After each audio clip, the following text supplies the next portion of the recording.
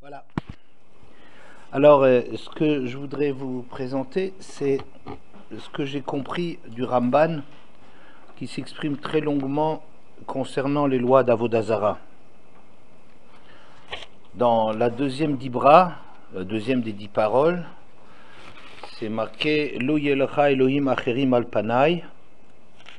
Ça commence par tu n'auras pas d'autres dieux sur ma face. Alors, comment est-ce qu'on traduit ça? Comment est-ce que vous traduisez ça a priori? Lo yelecha Elohim acherim al panai.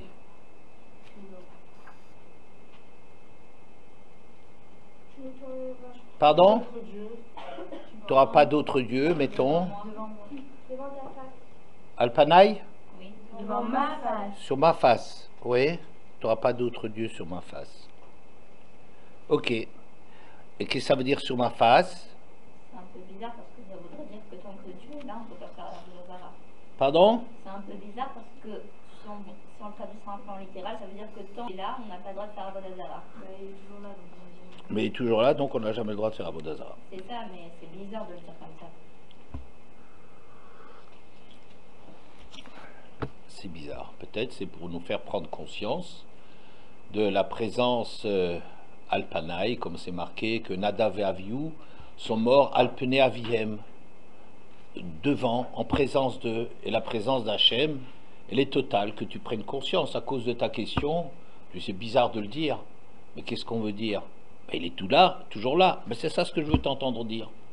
Peut-être c'est une prise de conscience de cela, que donc en ma présence, c'est-à-dire absolument partout, tu n'auras pas d'autre Dieu. Hein? Comme ça, on aurait a priori traduit les choses. Mais le Ramban, il dit qu'il y a là-dedans un vort, quelque chose de profond, qui vient du verset Panim befanim diber Hashem imachem. Hashem s'est exprimé avec vous face à face. Qu'est-ce que ça veut dire Hashem s'est exprimé avec vous face à face? C'est Hachem qui a dit la deuxième aussi. Pardon? C'est Hachem qui a dit la deuxième. Ok, mais qu'est-ce que ça veut dire qu'on décrit Matan Torah comme Hachem a parlé avec vous, panim befanim, face à face? Alors, le Ramban dit, ça veut dire que quand tu parles face à face avec une personne, tout ce que tu as à dire, tu lui dis directement, en pleine figure. Ça veut dire que tout Matan Torah, c'est la révélation qu'il y a Ein Od Milvado, il n'y a que Hachem. Rien n'existe à part lui. C'est-à-dire, c'est la révélation que, bien que dans l'histoire quotidienne, courante, il y a des écrans, il y a des choses qui peuvent passer pour des intermédiaires. Par exemple, on peut considérer que la nature, c'est une façon d'Hachem de se présenter dans le monde. On ne voit pas directement Hachem devant nous.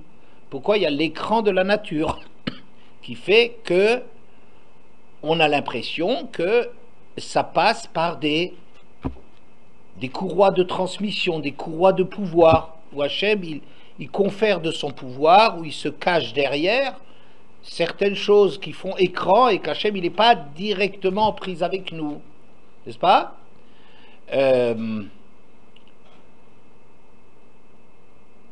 Les hommes providentiels, Moshe Rabbeinu par exemple, les gens à un certain moment ont accusé Moshe, ils se sont insurgés contre Moshe, et Moshe a dit mais pourquoi moi j'existe pas, moi je suis transparent, moi je ne fais que traduire exactement ce qu'Hachem y veut, donc ne croyez pas que telle révolte elle est contre moi. Ne croyez pas, ne me voyez pas. Mais qu'est-ce qu'on voit de la part des gens? Les gens, ils donnaient comme ça une importance à un personnage comme Moshe, pour dire comme si Moshe avait un rôle à jouer entre Hachem et eux. N'est-ce pas? À certains moments, ils ont parlé contre la manne, eh bien, ils accusent Moshe. Quand ils accusent aussi Moshe de les avoir fait sortir d'Égypte. Et Moshe, chaque fois, il dit Venachnouma. Nous, on est quoi? On n'est rien. Aaron et moi, on est transparents. Et vous rendez-vous compte qu'il n'y a que Hachem là derrière. Que je veux bien que Hachem s'exprime par la bouche de Moshe. Je veux bien qu'Hachem, il se traduit à travers l'histoire. Je veux bien qu'Hachem, il se présente avec une avant-garde qui s'appellerait la nature. Mais en vérité, tout ça, c'est Hachem. Et il n'y a que Hachem. D'où dit le Ramban que ça cache le Alpanaï au-delà du sens immédiat en ma présence, qu'on voit à plusieurs reprises. Mais ça veut dire que puisque vous avez vu les choses à visage découvert, puisque dans Matan Torah, vous avez vu qu'il n'y a rien d'autre qu'Hachem qui fait tout. Arrêtez, à partir de maintenant, de mettre des intermédiaires. Vous avez compris? Comme on dira par ailleurs, Lotasun iti Elohe kesev Elohe za. Ne faites pas avec moi, ça veut dire à côté de moi, comme si vous pensiez que moi j'ai besoin de l'intervention de quoi que ce soit pour m'adresser à vous. C'est extraordinaire cette lecture du Ramban qui dit que Matan Torah a été la révélation pour les Bnei Israël que quoi que ce soit qui nous masque, qui voile le contact direct, panim bepanim, diber Hashem imachem. On s'est vu face à face, on se l'est dit dans les yeux. Alors à partir de maintenant, il n'y a plus d'excuses d'aller donner de l'importance à des choses que Hachem peut peut-être utiliser, mais de savoir exactement que ces choses qui sont mises en place n'ont aucune réalité autre que la volonté d'Hachem. D'accord? C'est le grand pshat d'Hachem, de Ramban. Magnifique pshat, magnifique pshat. Donc ne mettez pas des choses à côté de moi. Ne faites pas de Moshe quelqu'un, un intermédiaire dont j'aurais besoin pour me présenter. Parce que c'est peut-être vrai qu'Hachem, il n'apparaît pas à Matan Torah tous les jours de la vie, comme à Matan Torah. Certainement pas. Mais vous savez dorénavant, comme vous avez face à face, la réalité, vous voyez que c'est moi. Il y a une seule chose, vous et moi. Ok? Bien. Et donc la mitzvah de Lo yelecha Elohim acherim al panai serait que toute acceptation d'une réalité ayant un pouvoir devant Hachem, c'est chayav mita, recevoir, accepter quelque chose comme ça, divinité, lui dire Eliata, tu es mon Dieu, à quelque chose, ça c'est chayav mita. Et avec ça, on peut aussi comprendre pourquoi c'est pas marqué Lo yelecha el acher al panai. Normalement, on aurait dû dire tu n'auras pas d'autre Dieu, comme vous traduisez d'ailleurs en français. Tu n'auras pas d'autre Dieu que moi. Ça veut dire quoi?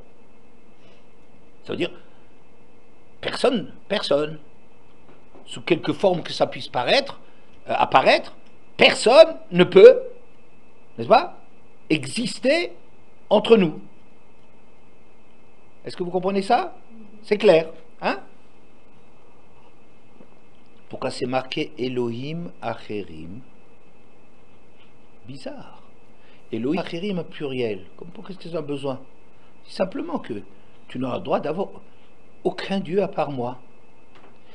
Pas, en français si on traduisait, tu n'auras pas le droit d'avoir d'autres puissances, d'autres dieux que moi, mais au pluriel. Mais pourquoi que ça a besoin de les mettre au pluriel? D'accord? Écoutez ça bien. Ça veut dire que les Elohim Acherim, ce sont des divinités, pas des divinités, c'est des expressions, des étapes, des intermédiaires qui ont un rôle réel. Vous entendez? Réel. Un rôle réel. Elohim Acherim, c'est pas comme on traduit en français, tu n'auras pas d'autre Dieu, maintenant au singulier au pluriel, comme quelque chose qui fait light, comme ça fait, oh mais c'est du vent. Le Ramban, il dit non, ce sont des malachim, ce sont des Elohé Amim, ce sont des Saré Umot, les esprits des nations, c'est-à-dire qu'Hachem intervient dans le monde en ayant ses ministres, en ayant son conseil d'administration. Et ce conseil d'administration, il est en train de diriger les nations. Quand dans Daniel, on a des prophéties et on voit Sar Edom, Sar Paras, Sar Madai, ça veut dire qu'il y a un esprit. C'est des choses qui sont très abstraites parce que nous, on vit pas tellement dans cette réalité, mais imaginez ça, un délégué qui a charge de l'empire un tel ou de l'empire un tel. C'est ça ce que ça veut dire. Mais vous, pas. Parce que vous avez vu. Les autres n'ont pas vu. Oui. C'est ce que le verset déclare dans Vaïtranan.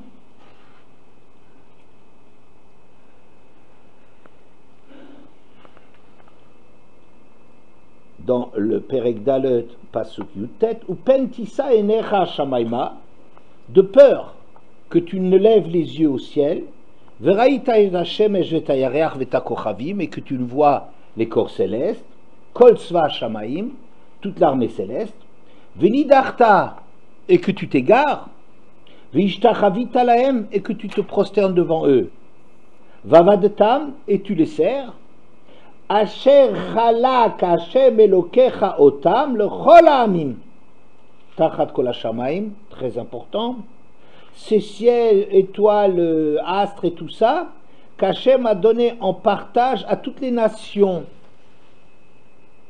Ça veut dire quoi? Que effectivement il y a des délégations. Vous savez, un président de la République ou un roi, il y a des affaires qui sont son monopole, à son usage exclusif, et il y a des choses qu'il délègue. C'est Elohim Acherim, c'est pas de la blague. Ça veut dire c'est pas des fausses réalités. C'est pas de l'imagination, dit le Ramban. Ce sont des malachim, ce sont des saré umot, on en parle dans les textes. Ça veut dire que si dans le monde, on donne un pouvoir à l'Égypte, eh bien, ça veut dire que l'Égypte a un pouvoir, une délégation. Il y a à certains moments, ça va être le prince, le représentant, l'esprit de l'Égypte qui va dominer dans le monde. Et à un certain moment, ça va être un autre. Mais c'est vrai, ça veut dire que tout ce que ça représente va l'emporter, va triompher. Vous entendez? C'est pas des blagues. Sauf que nous, c'est pas notre problème. Parce que nous, on a vu face à face. Le roi se réserve la relation avec nous. D'accord? À propos d'Avodah Zara, Hachem se présente comme El Kana. Qu'est-ce que c'est, Kana? Jaloux. Rachi là-bas, en vérité, au moins 2 reprises, il traduit en vieux français, il ne traduit pas jaloux.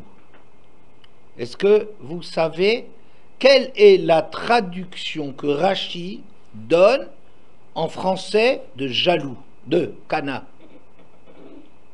Vengeur. Pardon? Vengeur. Non. Il dit en vieux français emportement. Qu'est-ce que ça veut dire je m'emporte, mademoiselle? s'énerver. Oui. S'emballer. Emballer, je préfère. S'emballer, pourquoi? Pourquoi je préfère à énerver? Parce que Hachem, Parce qu'il déteste les gens énervés, Hachem. C'est comme de Lazare, celui qui s'est... Non, on fait pas de moussard, c'est pas un cours non, c'est pas un cours de moussard. Il s'énerve pas avec nous, mais il s'emballe avec nous, ça veut dire il nous aime, et ça veut dire des fois il va faire oublier des choses pour Non, vous êtes trop compliqué. Je reste par rapport à Avodazara, c'est bien, attention, faites pas ça, parce qu'Hachem c'est un Dieu jaloux. Comment? Il est susceptible. Oh, susceptible, c'est pas mal. C'est pas mal, mais emportement, c'est encore un petit peu autre chose. Encore un tout petit peu autre chose. C'est quoi? C'est sur la défensive.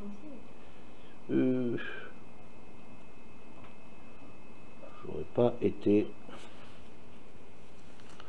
emballé par cela.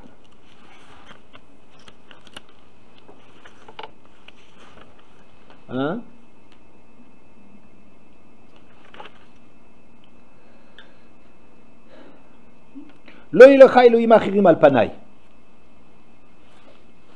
Tu n'auras pas, alors on va pas traduire des divinités étrangères dans le sens qu'on va dire, bon alors ça ne nous regarde pas, si on ne sait pas de quoi on parle, de toute façon on n'est pas idolâtre.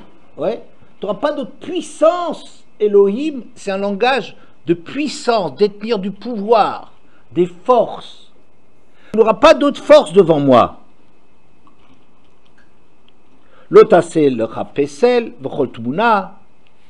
Ouais. Il y a une interdiction de fabriquer des choses qui représentent, qui renvoient à quelque chose. C'est encore une autre interdiction. C'est Eloi Kesef, Veloé Zav, Lotasu Lachem. Ne fabriquez pas des idoles en matière précieuse.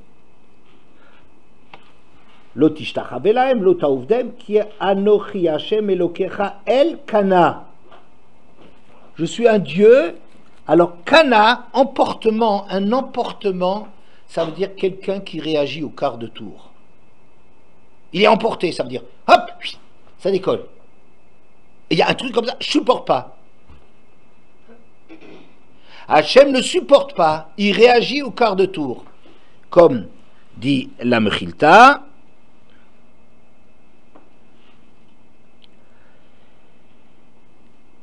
la Mechilta dit Bekina ani nifra me avodazara avalani chanun verachum bidvarim acherim.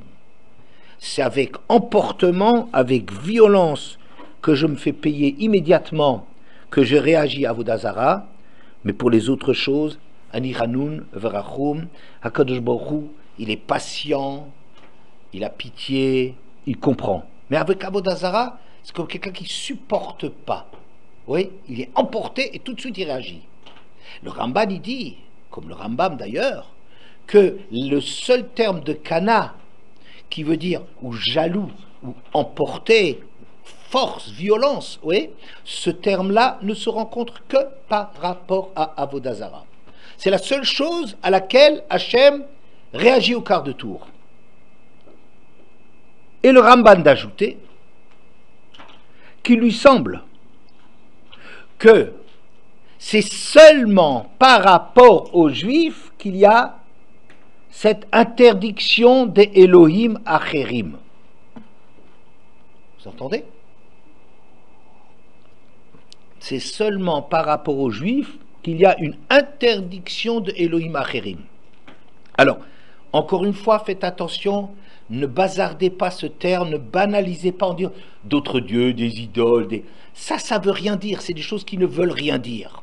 Mais si vous comprenez que toujours on n'intervient pas directement, mais par des intermédiaires, et ces intermédiaires ont un rôle à jouer, alors il dit Asher chalak lahem l'chol ha'amim tachat kol hashamayim, ça c'est dévolu, c'est donné, c'est accordé aux nations qu'ils ont des représentants, qu'il y a des lois dans l'histoire, qu'il y a des corps intermédiaires, mais pas Moshe Rabbeinu. Qu'il y a la nature, mais pas pour les Juifs. Vous entendez? C'est très très fort ce qu'il dit le Ramban. Le Ramban dit, on doit être en présence, se souvenir de cette présence d'Hachem qui nous a montré qu'il n'y a rien d'autre. Ok? Mais c'est pas que c'est quelque chose de faux, sauf que c'est réservé à d'autres Elohim, Achim et des Malachim. On pourrait dire des Malachim. Hein. Quand on parle Malachim, ça fait un peu trembler. C'est plus de l'idole dont on parle. Des Malachim. Il peut y avoir des Malachim. Il peut y avoir des Moshe Rabbeinu. Mais tout ça, c'est Elohim Achirim. Dans les nations, c'est vrai qu'Hachem, il intervient comme ça, mais pas au niveau des nations. D'ailleurs, pour les nations, il n'y a pas d'idolâtrie à dire qu'il y a des intermédiaires. Faut pas se tromper d'intermédiaire. Hein? Quand les chrétiens ils s'inventent comme ça une généalogie, une maternité pour je sais pas trop qui, et qui met au monde je sais pas trop quoi, oui, ça, je ne parle pas de cela, parce que ça, c'est de la fabulation, c'est de l'imaginaire, c'est du fantasme, c'est de la... Mais c'est pas de ça que je parle. Mais de dire que dans le monde, Hachem intervient, pas directement, c'est une chose qui est parfaitement vraie. Et les nations d'ailleurs, comment est-ce qu'elles parlaient? Hachem hu Elokei Elokim. C'est le Dieu des dieux. Qu'est-ce que ça veut dire le Dieu des dieux? Ça veut dire les dieux, ce qu'on appelle Dieu, mais c'est un mauvais terme, je crois. Ces forces-là, ces puissances, eh bien Hachem, c'est celui qui est au-dessus. C'est comme le roi avec ses ministres. Les nations ne font pas Avodah Zara si elles sont en train de reconnaître qu'Hachem, c'est le Elohé à Elohim. Ou bien, Yitro, il vient dans la paracha, Ata yadati ki gadol Hachem mikol Elohim. À présent, je sais qu'Hachem est plus grand que tous les Elohim. Alors, si les Elohim, c'est bidon, c'est nul, alors, qu'est-ce qu'on est en train de dire? Oui, mais Hachem, il est plus grand que les bidons. C'est pas ça. Ce qui trop a bien compris qu'il y a des puissances qui agissent, mais que la façon, le pouvoir d'Hachem est d'une nature supérieure à tous les pouvoirs qui sont délégués. Est-ce que vous avez compris? Ça marche? Bien. Alors, donc, dit le Ramban, ce terme de Kina, à propos de quoi on le voit? D'intermédiaire? Non, pas ici, on n'en a pas encore, on n'a pas dit encore. Où dans la Torah on parle de Kina? La Kina d'Hachem ou la Korah? Où est-ce qu'on voit ça? Un homme qui soupçonne sa femme. Dans la Sota, oui. Eh bien, là-bas, on parle Vekine et Ishto. Il a soupçonné sa femme de le tromper, de s'être enfermé avec. Ouais, c'est le même terme. Pourquoi? Parce qu'on va avec un autre Dieu. Parce que? On va avec un autre Dieu. Parce qu'on va avec un autre Dieu. Parce qu'on est la femme d'Hachem. Parce qu'il y a une histoire qui s'est écrite à Matan Torah, que quand les Bnei Israël ont accepté de lier leur sort, de faire alliance avec Hachem, eh bien, ils sont liés à lui comme une femme est liée à son mari, et ce même terme que le mari ne peut pas supporter que sa femme elle lève les yeux sur quelqu'un d'autre, ben c'est exactement de ça qu'il s'agit concernant Akadosh Baruch Hu et Israël. C'est les mêmes termes parce qu'il s'agit de la même chose. Parce qu'il y a une proximité, une affection tellement extraordinaire qui s'est créée dans l'histoire avec Akadosh Baruch Hu, qu'à présent, si les Bnei Israël se tournent vers d'autres choses, non pas qu'ils seraient des choses bidons, non pas que ce ne serait pas d'autres solutions envisageables, mais pas pour ceux qui ont vu Panim el Panim, Panim befanim, directement qu'il n'y avait rien d'autre que lui. D'accord?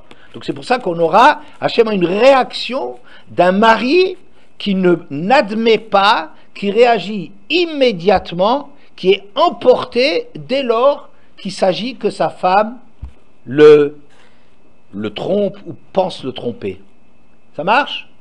Bien. Je vais avancer. Donc, dit le Ramban, il y a 3 genres d'Avodah Zara. Pour le moment, on a parlé de un genre d'Avodah Zara, c'est-à-dire le genre d'Avodah Zara qui est le plus abstrait, le plus lointain, le plus élevé pour nous, c'est-à-dire, comme je vous en parle, d'un conseil des ministres, comme ça j'essaie de rapprocher, de rendre un tout petit peu plus présent cette histoire-là, comme si un roi avait délégué un pouvoir au sar de Esav. Oui, donc Yaakov, il doit d'abord combattre contre le sar de Esav. Ou quand Hachem, il lutte contre une nation, il s'attaque à ses dieux. Oui, ce truc-là, ce niveau-là, des malachim, et que le Ramban, il dit même des malachim à charrette, même les propres malachim d'Hachem, ils ne sont pas épargnés par cela. N'est-ce pas? C'est pas une histoire goy qu'on est en train de dire. On est une histoire de tout le monde. Hein? Les malachim d'Hachem, attention. Il faut faire attention de ne pas, c'est quand on vient annoncer la naissance de Shimshon, et à Manoach, et Manoach qui veut lui faire un sacrifice, il dit, si tu fais un sacrifice, c'est pas à moi. Quand bien même, c'est lui qu'on voit dans l'histoire.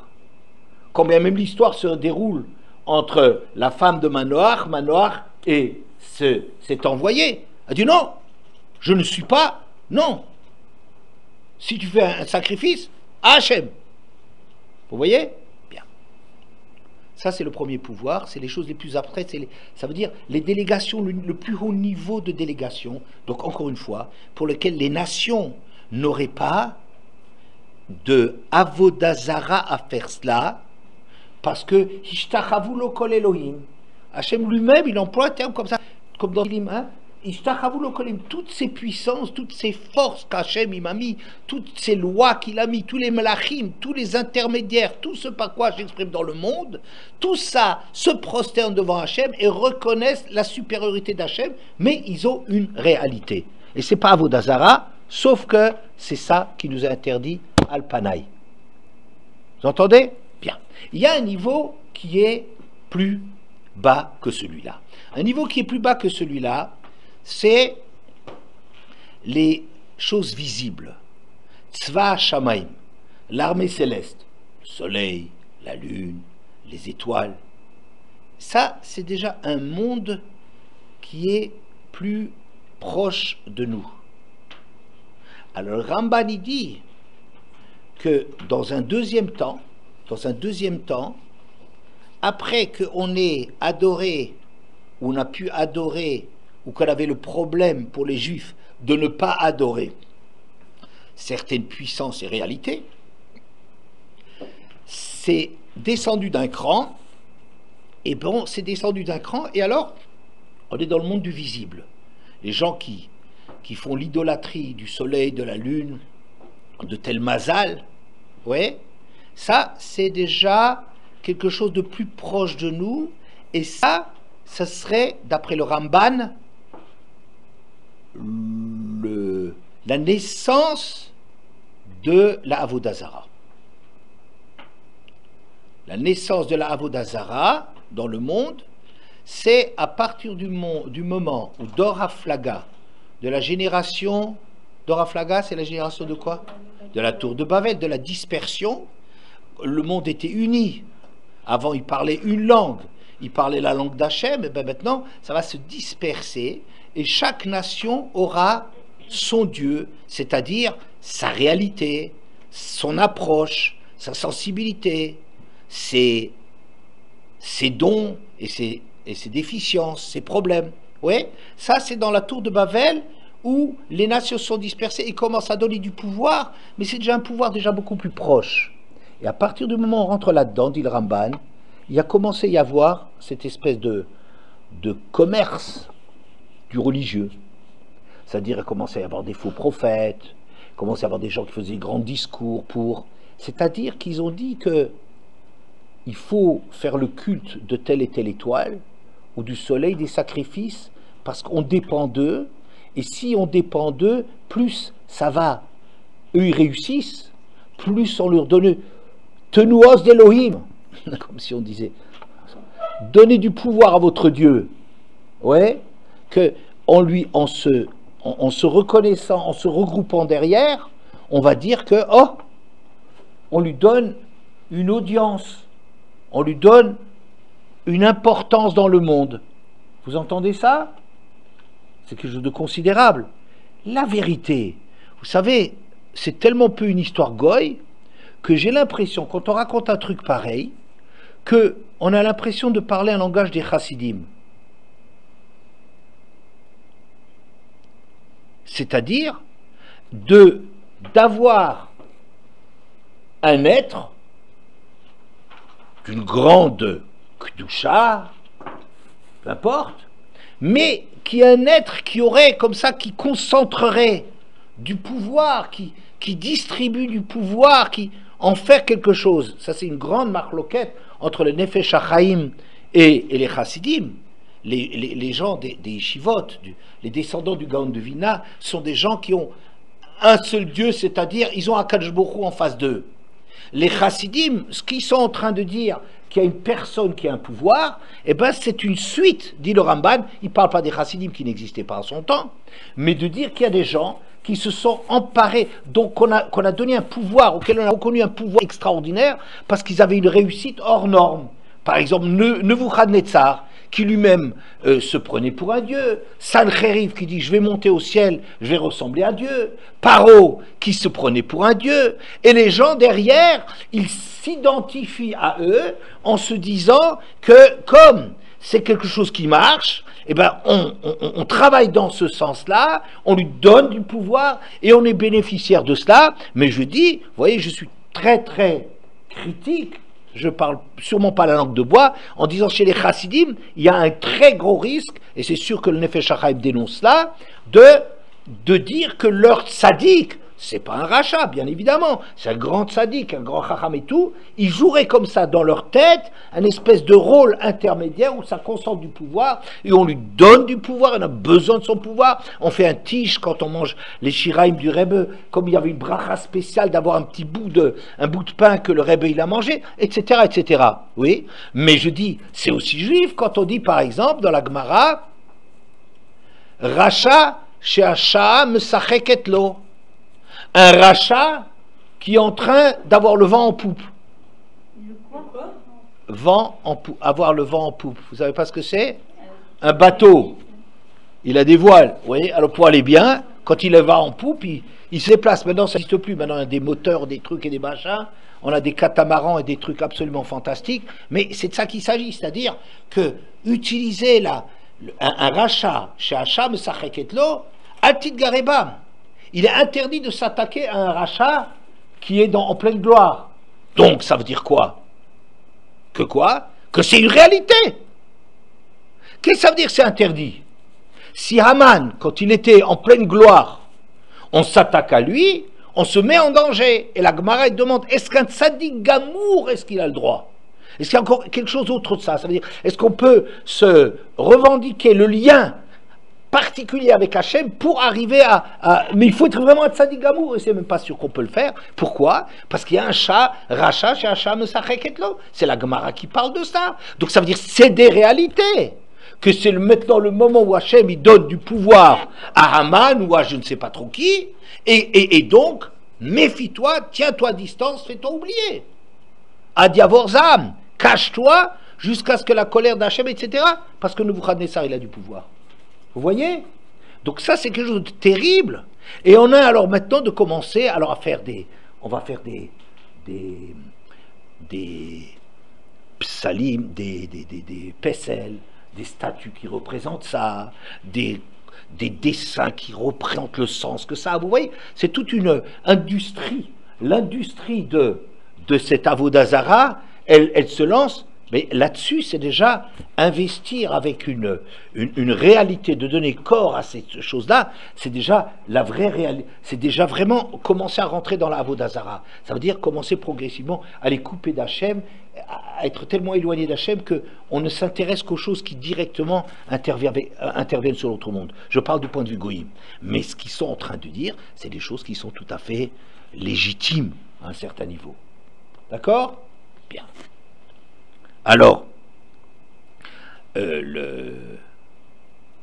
quand on dit, par exemple, pour moi, quand on dit, par exemple, que quand tu choisis une date pour le mariage, essaye de le faire dans l'ascendant du mois, c'est-à-dire dans la première quinzaine du mois. Comme s'il y a quelque chose de positif quand la lune est en train... Qu'est-ce que j'ai à faire avec la lune? La lune, elle est en train de monter, c'est un Siman Tov. Ça veut dire quoi? Ça veut dire que c'est vrai que dans le monde, il y a des choses qui sont favorables et des choses qui sont négatives. Seulement, les goïms, qu'est-ce qu'ils en font? Ils commencent à outrepasser les choses. Ils vont essayer de dire, alors il faut leur offrir des corbanotes pour leur donner plus de pouvoir. Ouais, ça, ils sont déjà en train de travailler plus sur Hachem, ils ont oublié. Ils ont un peu oublié ce qui se trouve derrière. C'est pour ça que l'Avodah Zarah va commencer là-dedans. Il faut s'attirer les bonnes grâces.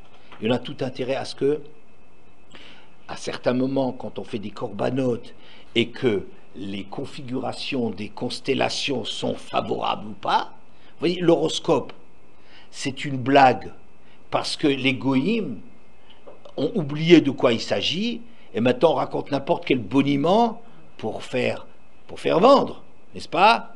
Pour faire acheter, je ne sais pas. Alors maintenant on raconte n'importe quelle bêtise. Mais à l'origine, c'est vrai, le camp était disposé d'une façon, les mois de l'année juive sont sous un signe du zodiaque, etc. Ça veut dire qu'il y a des réalités. Dans chaque tribu, ça correspond à des choses tout à fait vraies. Vous entendez? Voilà. Et c'est ce que le Ramban y dit.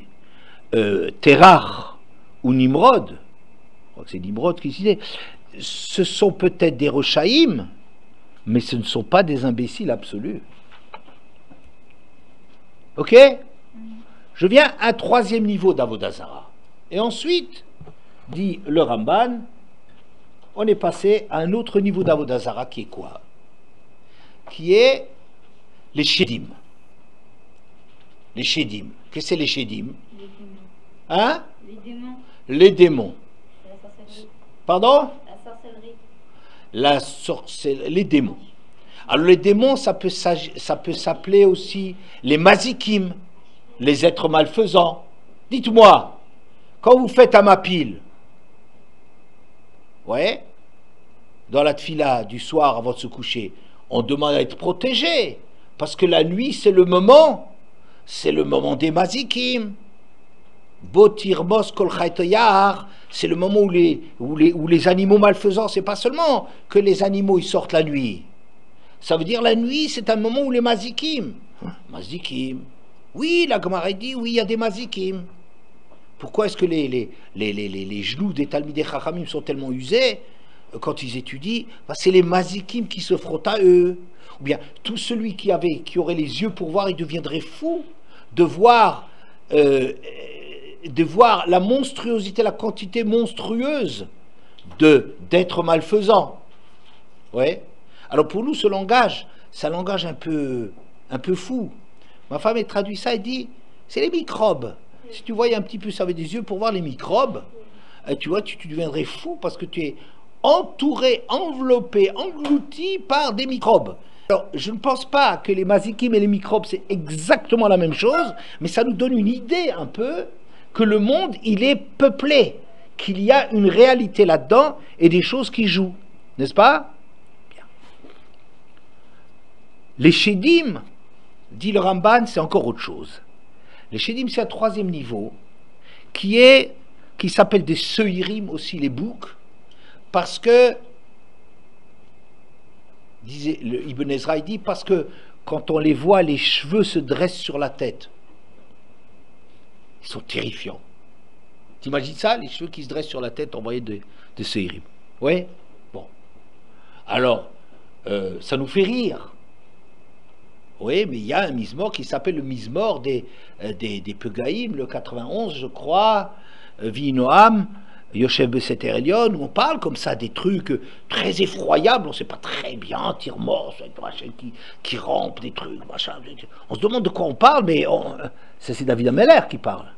Hein, c'est pas l'imaginaire Goy qui parle. Oui. Alors ces êtres-là, dit le Ramban, sont des êtres, les Seirim, où il dit les Shedim, c'est parce qu'ils dominent le monde Chadoud, les régions désolées, où il n'y a pas beaucoup de population, par exemple des régions du Grand Nord, où il n'y a pas beaucoup d'habitants à cause du froid, et ben là-dedans il y a un pouvoir, c'est comme si on abandonnait le pouvoir à eux. Ce sont des êtres qui ont été créés Ben Hashmashot, juste avant Shabbat. Vous voyez, c'est des espèces de trucs qui ne sont pas dans le centre même de la création du monde, mais c'est des choses qui ont une certaine réalité. Dit pourquoi? Parce que un être normal, une bria, elle est composée de 4 éléments que vous connaissez, n'est-ce pas? Pardon? Terre, air, eau et feu. Voilà. Et bien eux, ils sont composés seulement avec du feu et de l'air. Alors c'est des êtres, c'est pour ça qu'ils sont très légers. Ils ne sont pas alourdis par la terre, comme les êtres, ouais, comme les oiseaux. Les oiseaux qui volent parce qu'il y a plus chez eux des éléments aériens.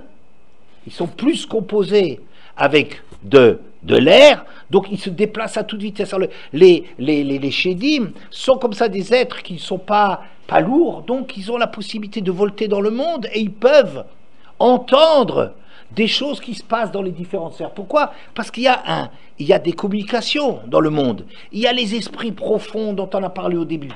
Oui, et ensuite c'est délégué dans des corps, des astres, des trucs déjà intermédiaires dont on voit quelque chose. Ensuite ça vient même dans le monde d'ici-bas. Alors ces êtres légers, volatiles, rapides et tout ça peuvent entendre des messages. On parle de ça même dans la Gemara, qu'un chassid qui allait dans un cimetière et qui a entendu. Bon, il y a des choses comme ça très mystérieuses qui se passent. D'accord? Mais ils sont appelés ceux-là, comment ils s'appellent? Yizbechu l'ashedim lo Eloha, Elohim lo Yedaum, Chadashim mikarov baou, lo sarum avotechem. On voit qu'on en parle dans Azinu, que les Juifs, on leur a reproché de faire des sacrifices à des shedim, lo Eloha, qui ne sont pas des dieux. Le Rambam dit, c'est pas que c'est pas des dieux. Elohim, c'est des puissances qui ne sont pas des puissances, qui ne représentent pas quelque chose. Elohim lo Yedaum, des puissances qu'on ne connaissait pas par le passé. Chadashim mikaro baou, c'est la mode nouvelle qui sont apparues sur le marché. Lo sarum avotechem, dans nos ancêtres, ils ne leur faisaient pas redresser les cheveux sur la tête quand on les voyait. C'est-à-dire que maintenant on est devenu très matérialiste, on veut tout de suite avoir des renseignements et tout ça, et ça veut dire en vérité, il ne faut pas miser sur eux. Pourquoi? Pourquoi il ne faut pas miser sur eux?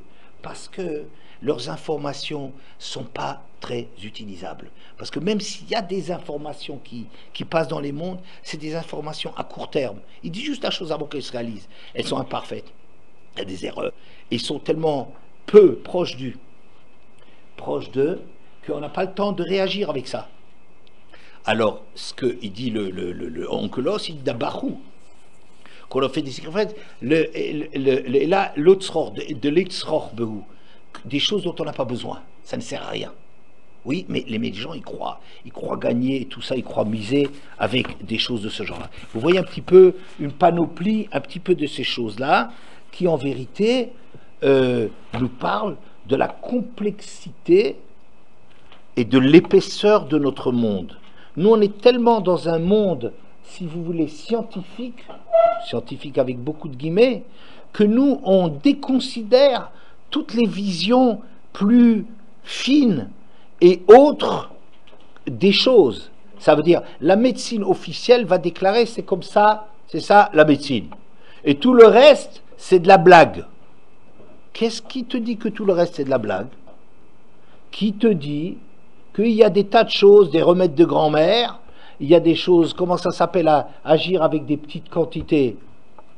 Ça s'appelle comment en médecine?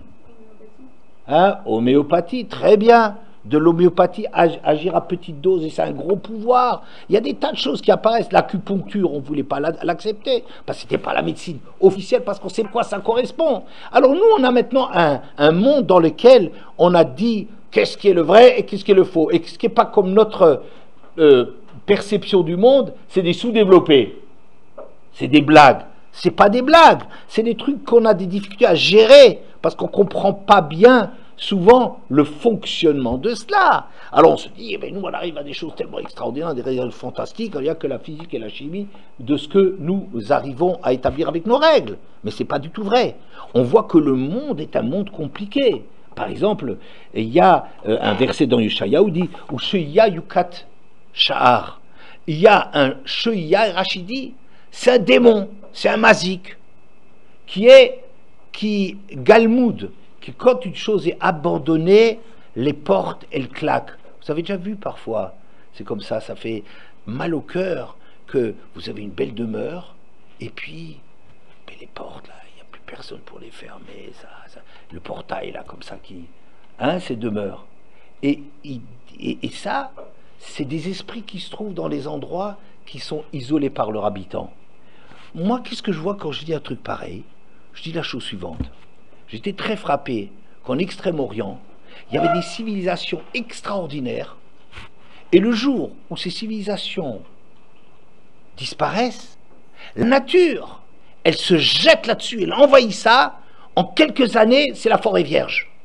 Comme s'il y a, pour moi ça veut dire comme ça, que le monde humain, il se construit en repoussant tous les chédim et tous ces trucs sur les périphéries, sur les régions désolées, la nuit, là où l'homme il n'agit pas. Sinon c'est l'homme le monde est créé pour que l'homme il investisse, mais dès que l'homme il se retire, waouh, ça nous bondit dessus avec une vitesse invraisemblable, qu'une civilisation que vous avez mis 2000 ans pour mettre sur pied, cette civilisation, 5 ans, vous arrivez là-bas, c'est envahi, c'est que les choses, il y a les arbres qui poussent à travers, une violence, une revanche de la nature. Vous voyez, ça c'est pour moi, c'est comme ça.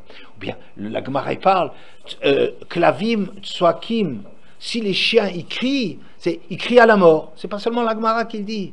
On dit aussi un chien qui crie à la mort. Ça veut dire quoi? Ça veut dire qu'il y a le monde, il y a une finesse de choses qui sont très, très fines et dans laquelle on est plus sensible. Et notre langage, il ridiculise tout ce qui n'est pas moderne, tout ce qui ne correspond pas à ce qui est officiel. Alors évidemment, c'est un monde qui est très dangereux, parce que le monde des chédim, de dire qu'il y a des choses qu'on sait, tout ça, c'est la porte ouverte à tous les baratins, à tous les faux prophètes, à tous les gens qui gagnent de l'argent sur les peurs des gens. C'est vrai que c'est extrêmement dangereux parce qu'on n'est pas en train de maîtriser ce domaine-là. Mais de dire que ce domaine n'existe pas, je dirais tu as plein de preuves contre cela. Et le Ramban, il termine en disant qu'après l'interdiction de toutes les règles de divination, et tout c'est marqué Tamim Tiyeh Hashem Elokecha, tu seras entier avec Hachem.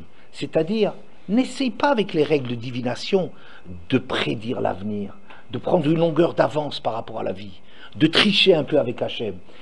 C'est toutes les ononymes, les kosmim, c'est dans Parshat Shoftim, Yutret. Alors là-bas, dans Dvarim Yutret, il y a plein de choses qui nous sont interdites. C'est pas nécessairement que ces choses-là ne marchent pas. Il y a peut-être des prédications, le nirouche, Shoresh Davar Yeshbo. Nirouche, c'est l'espèce de divination qui fait qu'on sait par avance, qu'on a un temps d'avance. Cette divination qui a un temps d'avance, le Ramban il dit Shoresh Dvarim Yeshbo, il y a quelque chose dedans, il y a quelque chose de vrai. Seulement c'est très dangereux parce que sinon on va commencer à faire des Ilou Nishmat avec des trucs dans toutes les directions dont on ne sait plus ce qu'on dit, on ne sait plus comment on dit, on ne sait plus à quoi ça correspond, et c'est extrêmement dangereux de mettre un pied là-dedans. Mais Tamim Tiyeh, tu es entier, comme il dit Rashi là-bas, Tamim Tiyeh, tu es sans calcul, tu es sans arrière-pensée, Im Hashem Elokecha, alors tu seras avec Hashem ton Dieu. Vous voyez? Et ça veut dire que le Ramban, il est en train de nous dire que même si dans le monde il y a des choses qui existent, c'est pas une piste pour nous. C'est pas une piste pour nous. La piste pour nous, c'est quoi? C'est qu'on a reçu la Torah, où on a vu Hachem, et on a vu qu'est-ce qu'il fallait penser de toutes ces lois, de toutes les vérités de la nature, qui sont des choses qui fonctionnent, qu'il y a des moyens de le faire fonctionner, que les goïms, ils essayent de faire des kilaïm, dit le Ramban, faire des nouvelles catégories. Hachem a dit, une bracha le minem, les choses elles sont bénies dans leur espèce. Hachem a fait que le monde fonctionne d'une certaine façon. Mais l'homme, il a la tentation de faire encore du nouveau, de greffer des nouvelles choses, d'hybrider les choses, de trouver encore des... Et ça, c'est pas notre monde à nous. Nous, on doit vivre dans ce monde avec cette présence de notre mari, d'Hachem, qui est là et qui nous a montré ce qu'il fallait en penser. Maintenant, chez les goïms, il y a des choses qui sont là-dedans, de l'idolâtrie, il y en a qui n'en sont pas. Mais je voulais encore un peu rajouter quelque chose là-dessus. Le Rambam, quand il parle au début des halachot d'Avodazara, il présente Avodazara de la façon suivante. Il dit à un certain moment, à l'époque de Enoch, il y a eu une erreur terrible que les gens ils ont faite, de croire qu'on fait du kavod au roi en faisant kavod à ses représentants. Il y a un midrash aussi qui dit ça, n'est-ce pas? Qu'une fois il y a une province qui s'était élevée contre le roi leur a envoyé une délégation, et les gens ils avaient très peur des réactions du roi, ils ont reçu magnifiquement la délégation. Alors le roi il s'est apaisé, il dit ah, quand même ils me reconnaissent en faisant du kavod aux gens qui me représentent. Donc si Hachem il a donné un rôle spécial au soleil, à la lune, aux astres, il faut les honorer parce que puisque Hachem leur a donné un rôle spécial. Le Rambam il dit c'est une erreur, mais je vais pas. Le Rambam il dit que c'est une erreur, mais je vais pas truc. Dans un deuxième temps, dit le Rambam, il y a eu commencé à avoir des prédicateurs qui ont commencé à dire Hachem il m'a dit qu'il fallait honorer telle et telle chose. Hachem il m'a dit qu'il fallait leur construire des palais, des temples, leur faire des sacrifices. Et dans un troisième temps, ils ont dit, eux-mêmes, ils m'ont inspiré. Vous savez, tous ces faux prophètes, tous ces gens qui ont la tchatch et qui sont charismatiques, des types des personnalités qui en imposent avec les déguisements qu'on a, ouais, ils vont nous dire, c'est cette étoile qui m'est apparue, qui m'a dit que, à ce moment-là, Hachem a complètement évacué de l'histoire. Comme ça, le Rambam présente les choses, et présente les choses que ça a commencé à l'époque de Enoch, la troisième histoire du monde. Quand est-ce que je vous ai dit que d'après le Ramban, ça a commencé? Dor Aflaga, très bien. Il dit pas que c'est l'époque de Enoch, il pense que c'est l'époque de la dispersion, que les gens, ils ont commencé à se raccrocher, ils ont compris qu'il y a des étoiles ou des influences astrales qu'ils ont ressenties et qui sont des choses qui sont certainement vraies aussi, oui, quand on les connaît, oui, et donc voilà. Et alors si vous comparez la façon de présenter les choses de Rambam et du Rambam, le Rambam, alors il dit à un certain moment, Yesh mitrasdim lomar she'ein bahem mamash klal. Il y en a qui sont mitrased, ça veut dire qu'ils se proclament, ils font des efforts pour proclamer qu'il n'y a absolument rien de vrai dans tout ça. Il parle du Rambam. Le Rambam, il dit toutes ces histoires-là, ces histoires qui n'ont aucun pouvoir, il n'y a aucune réalité là-dedans, c'est que du vent. Et le Rambam, il dit mais c'est pas vrai, parce que l'expérience, il montre qu'il y a des choses qui existent, qui sont mystérieuses. Et à part leur expérience, il y a des textes qui parlent que il y avait des gens qui savaient interpréter le sens du vol des oiseaux. Et dit et c'est une grande chorma chez les goïms. C'est pas pour nous, mais c'est une grande chorma. Quand on dit que la chorma de Shlomo HaMelech était plus que les rois d'Occident, eh ben c'est de ça qu'il parlait. Il savait interpréter le vol des oiseaux, il savait interpréter le pépiment des oiseaux. Donc ça veut dire que, en vérité, il y a des choses qui sont extrêmement fortes là-dedans, mais c'est pas notre problème. Alors qu'est-ce qui oppose le Rambam au Rambam? Moi j'ai pensé la chose suivante. Le Rambam, il a fait quelque chose d'extraordinaire. Il nous a appris à éloigner les mauvais esprits. Oui, elle dit, nous, qu'est-ce qu'on a? On a la Torah, on a le mitzvot, point, fini, tout le reste c'est de la blague, c'est du vent. C'est du vent. Il a fait le travail des Grecs. Ça veut dire, les Grecs, ils ont dit à un certain moment, et c'est poussiéreux, toutes ces religions, ça raconte que des blagues. Ils ont remis l'homme ils ont mis l'homme face à un monde comme ça, mystérieux, où il y a des tas de choses, et qu'il faut dépoussiérer cette chose-là. C'est l'approche des Grecs. Les Grecs, ils ont fait quelque chose d'extraordinaire, c'est qu'ils ont donné à l'homme une certaine maîtrise sur sa vie. Ne va pas commencer à avoir peur d'une sorcière en Auvergne qui pique des poupées, alors soi-disant à 200 km de là, on va sauter en l'air parce qu'il a piqué une poupée. Ouais, le Rambam, il s'attaque à toutes ces choses et dit « Loaya velonivra », c'est des choses qui n'existent pas, qui n'ont aucune réalité. D'accord? C'est que dans ton esprit que tu les fais exister. Ça n'existe pas. Alors, le Rambam est très précieux dans une approche qui critique des choses. Mais, et donc, quand lui il parle de l'erreur d'Avodah Zarah, il en parle, à mon sens, dans une erreur intellectuelle. À un certain moment, on a cru que, on a compris que c'est faire de l'honneur au soleil parce qu'Hachem il lui a donné un rôle spécial. Oui. Après, il y a une autre erreur.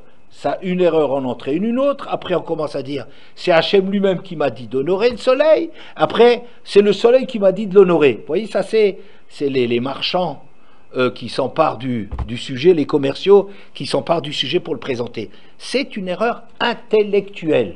Et grâce au Rambam, on est très attentif à cela. Mais le Ramban, il me semble qu'il parle tout à fait d'autre chose. Le Ramban, il parle que dans la gestion de ces choses-là, il faut savoir qu'il y a des choses qui sont vraies, mais quelle est notre attitude à nous? Finalement, c'est très frappant que dans le Ramban, qu'est-ce qu'il y a comme conclusion? Le Ramban nous dit, je ne dis pas que ces choses n'existent pas, au contraire, elles existent.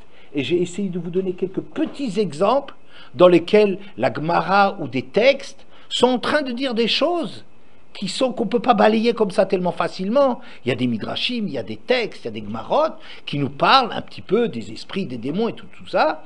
J'ai presque fini. Oui. Et donc, c'est des choses qui existent, on ne peut pas les éliminer comme ça.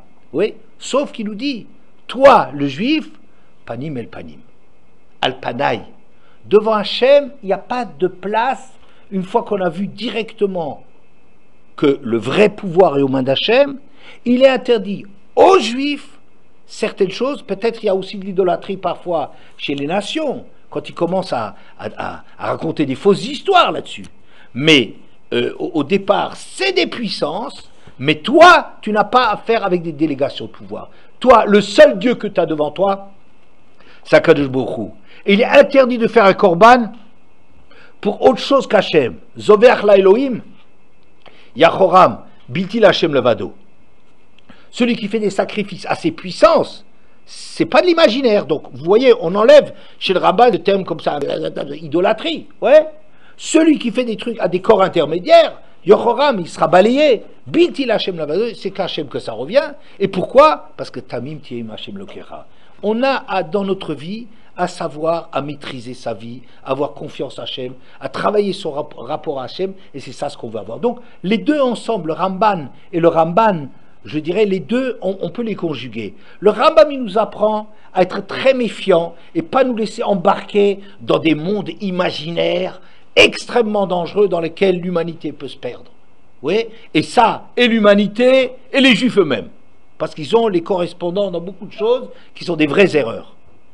Le Ramban, par contre, il nous rétablit une certaine légitimité du monde, que le monde, il est moins plat que ce que la science, elle veut bien décrire, oui, mais il nous dit de toute façon, toi, comme juif, ton problème, c'est de savoir que tu as un rapport à Hachem, et c'est ça ce que tu dois cultiver. Voilà.